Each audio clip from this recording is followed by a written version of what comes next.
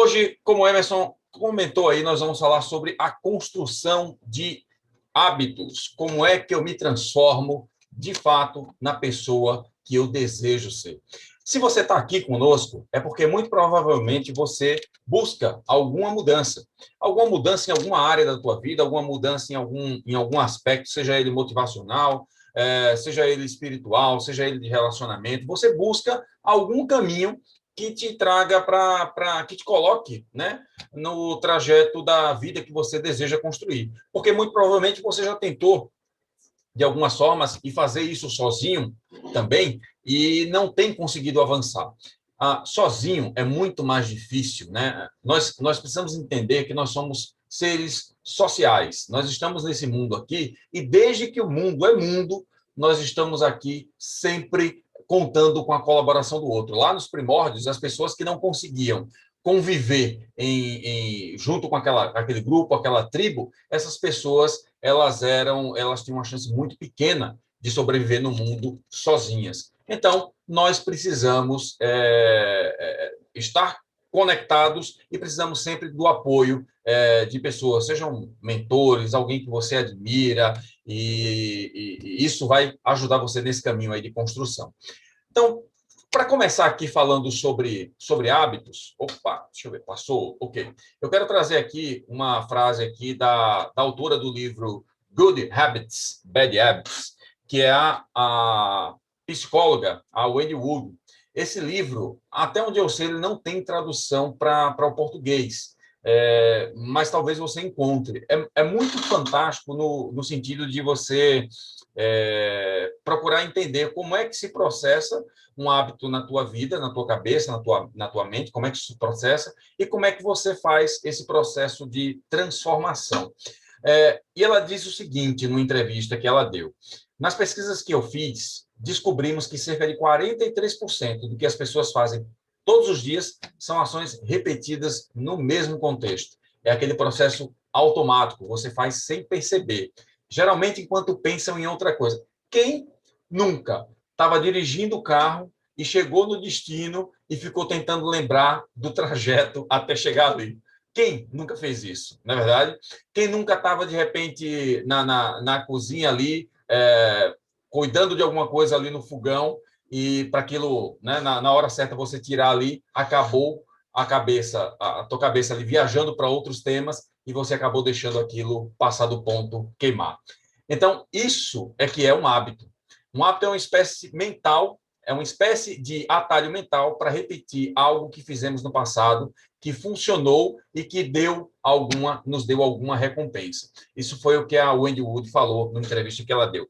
Então, é mais ou menos o seguinte: a gente quer poupar, o nosso cérebro quer poupar energia.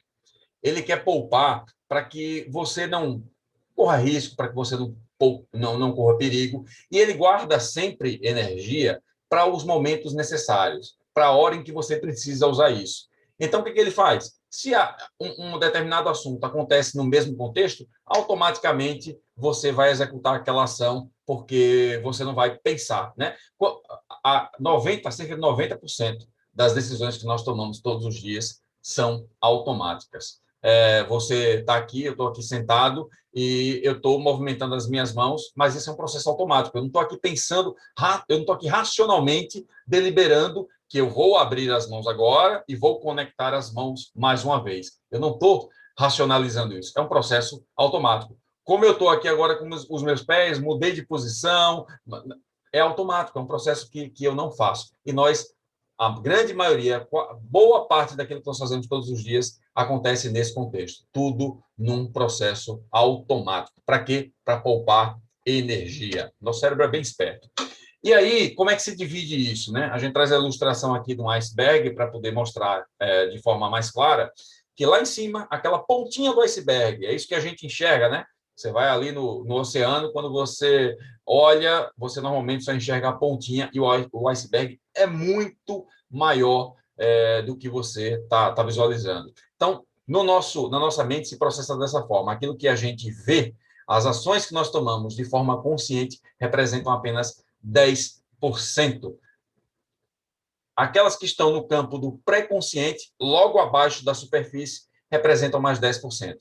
Agora, a grande parte daquilo que nós somos de fato, que estão enterradas, enraigadas em nós, lá no profundo do nosso ser, da nossa mente, faz parte aí de 80%, que é o nosso inconsciente. E aqui trazendo exemplos para vocês entenderem, os 10% ali, que é a parte consciente, a parte que está visível, são os nossos comportamentos e os nossos pensamentos. No pré-consciente, logo após, vem as nossas percepções, as nossas memórias e o conhecimento que a gente armazenou ali na nossa memória RAM ao longo da vida.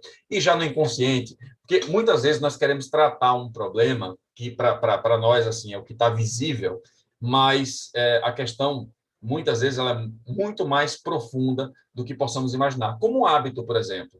Por que você faz o que você faz? Sei lá, você tem o hábito de comer tarde da noite. E aí, por que você faz isso? Né? Aquilo é apenas ação, é um comportamento que você tem, que é o que você consegue visualizar. E as outras pessoas conseguem visualizar, o que está aberto a olhos nus. Mas por que esse comportamento acontece? É muito mais profundo. Isso está lá dentro do teu inconsciente. E aí a gente precisa mergulhar mais profundamente nisso para poder entender o que te motiva aquele comportamento. E lá no nosso inconsciente vão estar lá as nossas necessidades, os medos, os impulsos, as nossas motivações, muito daquilo que nós sofremos de influências, né, as nossas crenças. Nós já falamos aqui em algum momento do nosso canal aqui, você vai conseguir encontrar aí uma aula que nós já demos aqui sobre crenças, né? Então, vem daquilo que os nossos pais, as pessoas que conviveram muito próximo de nós aí na nossa infância, incutiram na nossa mente, aquilo ficou lá guardadinho no nosso inconsciente, e alguns comportamentos são decorrentes disso. Então, a gente precisa mergulhar muito mais profundamente. Por isso que eu falo que não é simplesmente, eu sei que eu preciso mudar, eu sei que algumas ações, algumas atitudes precisam tomar um outro caminho na minha vida, e aí eu quero simplesmente, vou fazer isto agora. Sei lá, eu preciso começar a ler. E aí eu pego um bendito de um livro, começo a ler o livro, vou ler agora, vou ler o livro inteiro. Putz, e você não consegue dar continuidade a isso. Você não consegue evoluir nesse processo, porque no dia seguinte você não vai pegar um novo livro e vai ler o livro inteiro de novo. Então a gente precisa tratar dos gatilhos que estão lá no nosso inconsciente. Trazendo aqui, segundo o Daniel Kahneman, ele tem um livro que chama Pense Rápido, Pense Devagar. E esse livro, ele fala exatamente sobre esse conceito do nosso sistema rápido, é o que ele chama de sistema rápido, e sistema devagar, sistema lento. Qual é o nosso sistema rápido? É esse que faz as coisas no automático. É esse que dispara ali o gato. Ele entende o seguinte: o que está acontecendo agora está dentro do mesmo contexto que já aconteceu uma outra vez, então você vai executar dessa forma. E você nem pensa. É o que eu falei, de juntar as mãos aqui agora, posição das pernas, posição da minha coluna.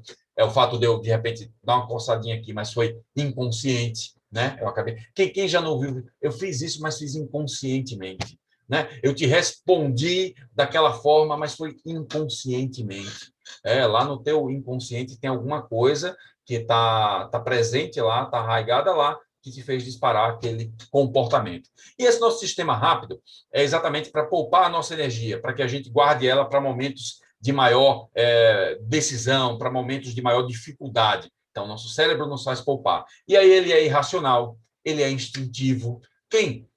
Alguém chega lá e dá um tapa em você, na mesma hora, o que você faz? Você vai lá e reage. É instinto, né? É o sistema dos animais. Os animais são dotados apenas desse sistema rápido, apenas do sistema límbico, aquele que vai lá e ele reage imediatamente. Ele é muito antigo. Ele, desde que o mundo é mundo, desde que a gente está aqui nesse planeta, nessa vida, nós temos o nosso sistema rápido aí ativo, né? Quando a gente toma uma ação, muitas vezes precisamos fazer uma correlação disso com o que os nossos antepassados viveram. Muito do que nós somos vem daí, apesar de uma galerinha aí acreditar que não, ou tentar nos convencer que não. Ele é intuitivo, né? Aquela coisa da intuição, eu acho que isso vai acontecer, eu estou sentindo que aquela coisa não vai dar boa, não vai dar certo. Ele faz muitas coisas ao mesmo tempo.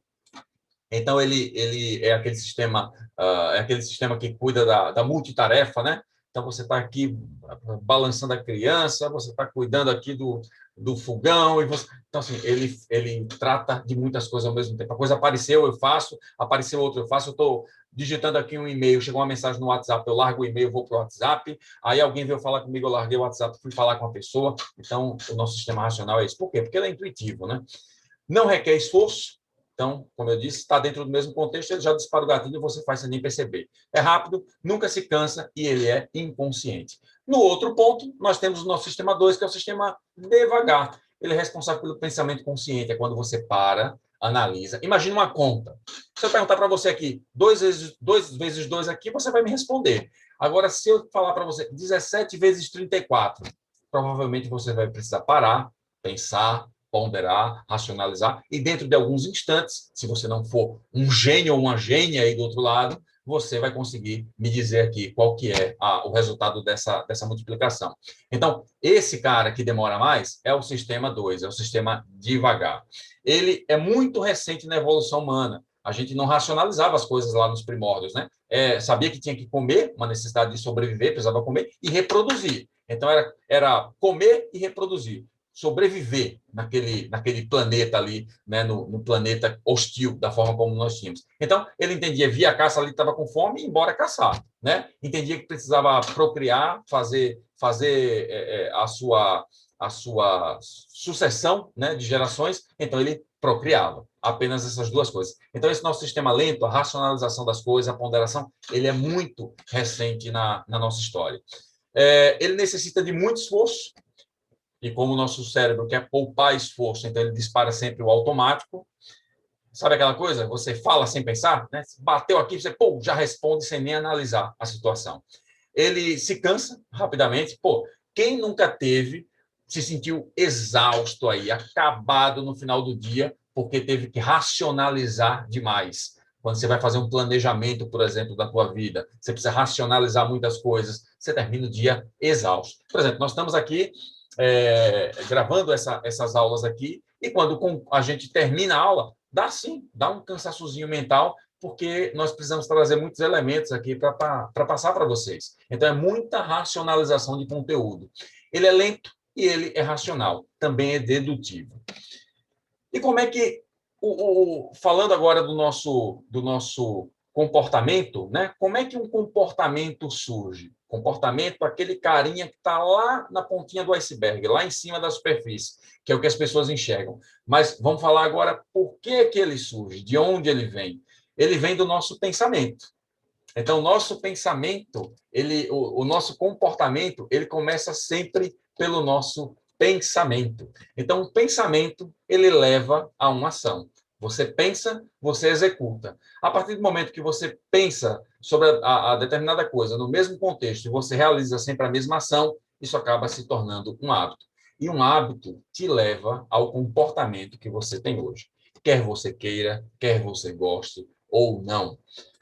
Nós vamos falar um pouquinho mais na frente aí sobre esse looping, né, do hábito, segundo Charles Duhigg, no seu livro lá, O Poder do Hábito, ele criou esse conceito aqui, mas antes disso, a gente precisa entender aqui por que nós fazemos o que fazemos. E o nosso comportamento, ele traz simplesmente o resultado daquilo que nós somos hoje. Resultado, ele pode ser bom ou ele pode ser ruim. Você só não vai ter resultado nenhum. Você sempre vai ter um resultado, seja ele bom ou ruim. Se você está tendo, voltando aqui, bons pensamentos, executando ações vinculadas àquilo que você deseja se tornar, criando, por consequência, hábitos que vão te levar a esse caminho, você tem um comportamento que você precisa para conquistar a vida dos seus sonhos, para ser aquela pessoa que você deseja ser, aquela pessoa que você busca, né, se tornar. Então, antes de mudar o jogo do seu resultado, você precisa mudar o seu comportamento, mas antes disso, o seu hábito, as ações que você realiza, começa tudo no teu pensamento. Então, a tua forma de pensar, o teu modo de pensar, o modo como você encara as coisas, os teus valores, as tuas crenças, aquilo que você carrega na tua cabeça como verdade, é que impacta em todo esse ciclo. E o que você precisa fazer para mudar a tua construção de hábitos é você mudar aquilo que você, aquilo que você tem como valores, como importante.